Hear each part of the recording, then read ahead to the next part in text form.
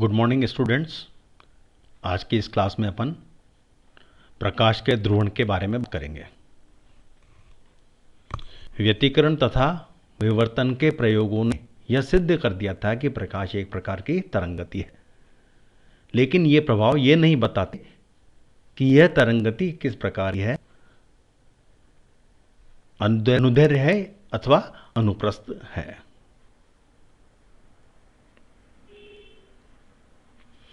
ध्रुवण के ने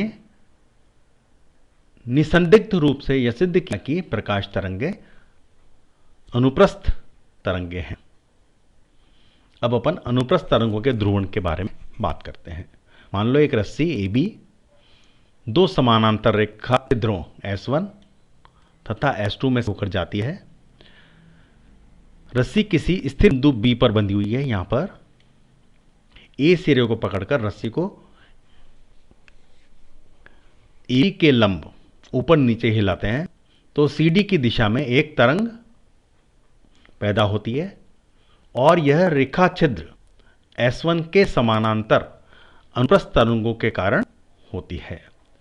रेखा छिद्र S2 जब S1 के समानांतर होता है तो तरंगों को वो बीच में से जाने देता है और इसका प्रयोग किया जा सकता है। इस स्थिति में यानी कि रेखा चित्र S1 S2 जो है वो S1 के समानांतर है और जब ये S2 S1 के लंबवत होता है तो S2 में से तरंग को आगे नहीं जाने देता।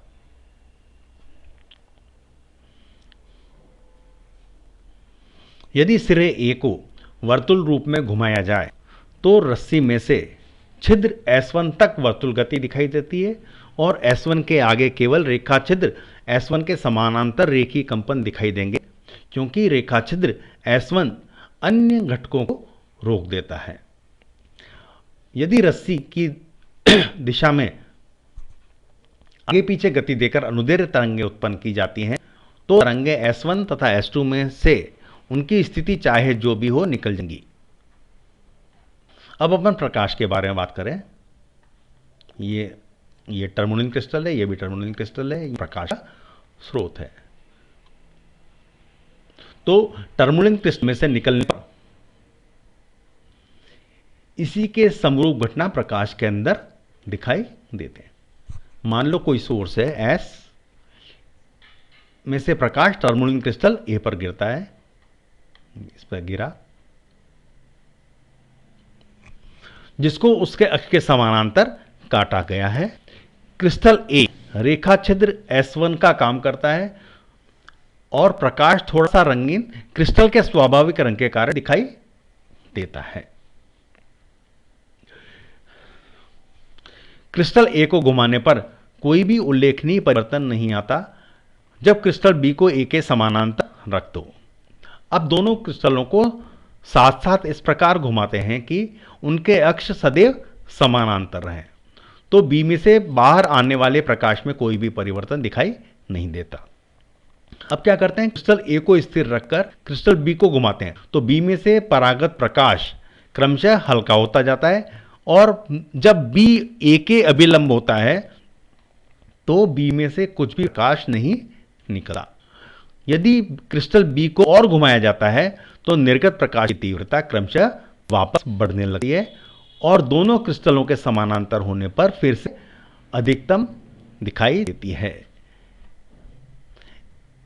इस प्रकार से इस प्रयोग के द्वारा यह सिद्ध होता है कि प्रकाश अनुदैर्ध्य तरंगों के रूप में नहीं होता, अनुदैर्ध्य तरंगों के रूप में संचरित नहीं होता।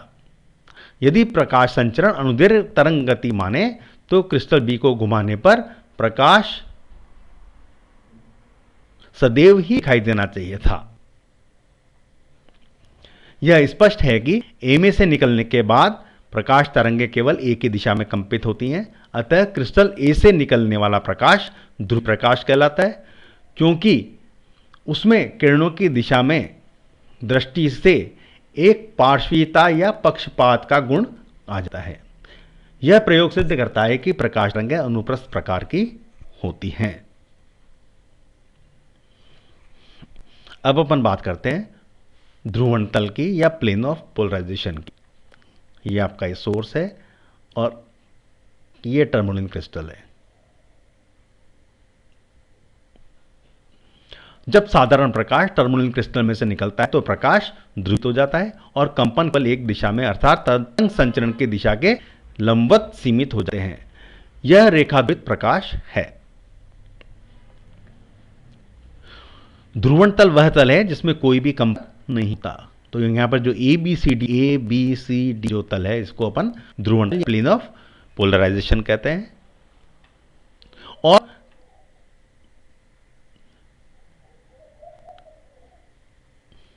कंपन ध्रुवण तल के अभिलंब होते हैं और वह तल जिसमें कंपन होते हैं वह क्या कहता है, प्लेन ऑफ वाइब्रेशन या कंपन तल कहलाता है। यहां पर जो है ई एफ जी एच इसको कहते हैं प्लेन ऑफ वाइब्रेशन या कंपन तल कहते हैं।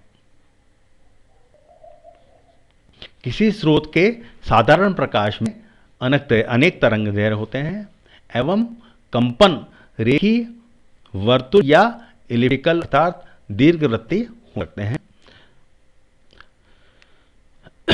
वर्तुल या दीर्घवृत्तीय कंपन ऐसे दो परस्पर अभिलंब कंपनों से बने होते हैं जिनके बीच कालांतर π/2 होता है। इसलिए प्रत्येक कंपन परस्पर अभिलंब दो घटकों या दो घटक कंपन में वियोजित किया जा सकता है।